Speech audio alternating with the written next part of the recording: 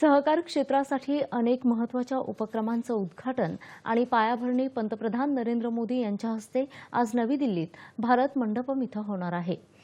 11 राज्यांतील 11 प्राथमिक कृषी पतसंस्था अर्थात पॅक्समध्ये सहकारी क्षेत्रातील जगातील सर्वात मोठ्या धान्य साठवणूक योजनेच्या पथदर्शी प्रकल्पांचं पंतप्रधान उद्घाटन करणार आहेत।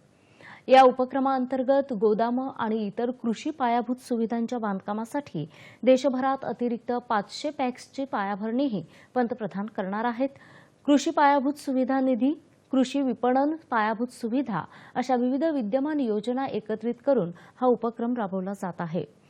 सहकार क्षेत्राला नवसंजीवनी देणं तसंच छोट्या आणि अल्पभूधारक शेतकऱ्यांचं सक्षमीकरण करण्याच्या उद्देशानं सहकारातून समृद्धी या सरकारच्या संकल्पनेला अनुसरून देशभरातील 18,000 पॅक्समधील संगणकीकरणाच्या प्रकल्पाचं उद्घाटनही पंतप्रधानांच्या हस्ते होणार आहे।